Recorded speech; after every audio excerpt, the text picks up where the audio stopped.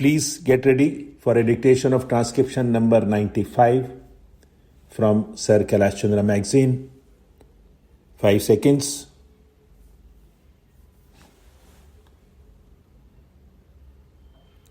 Start. Sir, the Honourable Minister has said that because this bill is of a complicated nature, he has come forward with this measure to extend the blanket cover that is to be given by another 1 year. Sir, in my opinion, the bill as such is not complicated, but the government have made it more complicated by getting into certain things which, in my opinion, are certainly extraneous for the purpose of this bill. Sir, in the course of 1 year, this bill has come up before this House 3 times. This is the 3rd time that this bill is coming up before the House. The parent bill was introduced in December 1983, and in less than 1 year, 2 amending bills were being moved before us.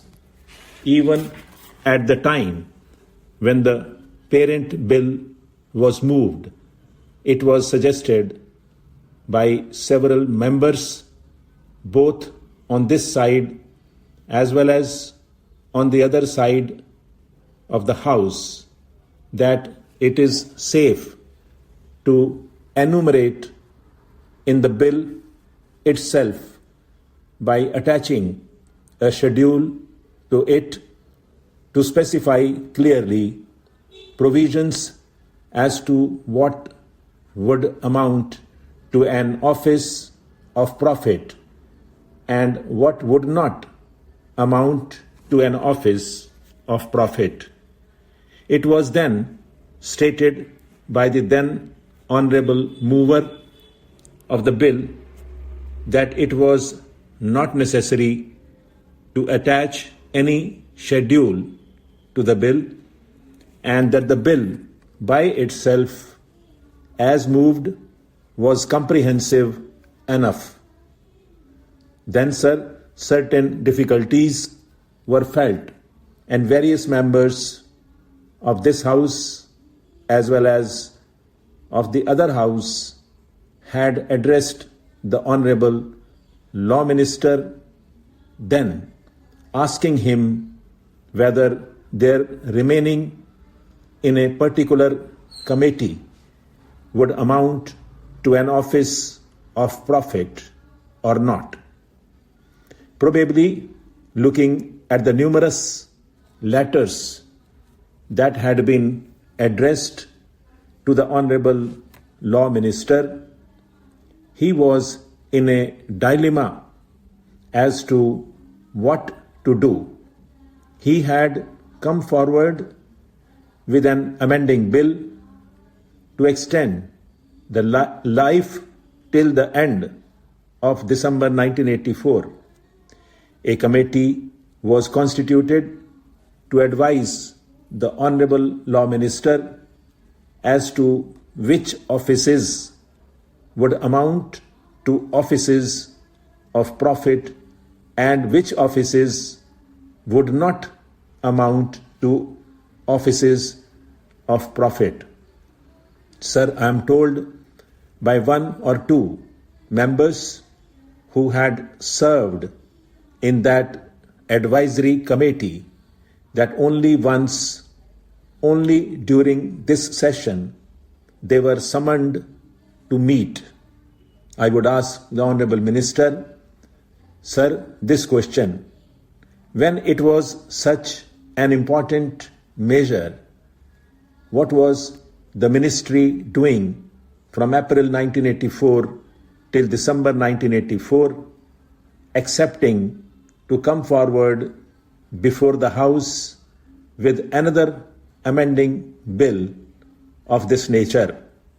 Originally, sir, only 4 months' time was asked for when the parent bill was moved, and it was stated that within that period of 4 months they would come forward with a comprehensive legislation. Then again they came forward with another amending bill extending the period till December 1984.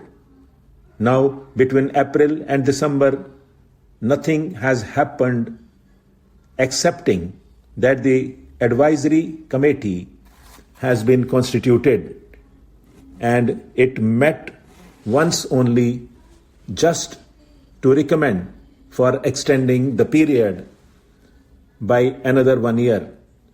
Sir, nobody in both the houses would oppose this measure, but they can only criticize the way in which the government is dealing with this measure, the way in which the government is sleeping over the matter, a matter which affects the very life of a member of parliament, not only a member of parliament, but also a member of the state legislature.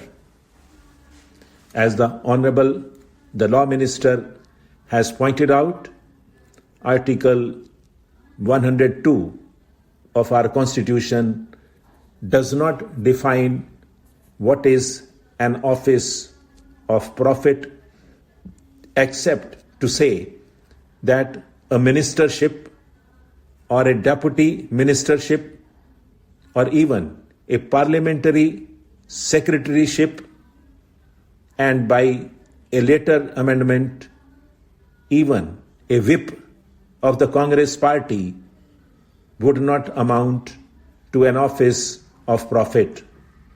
Only a few instances are specified as to which offices would not amount to an office of profit. Then, sir, complications had arisen even when the original bill was moved, introducing statutory committees and advisory committees. What a statutory committee was, or what an advisory committee was not at all defined in the parent bill.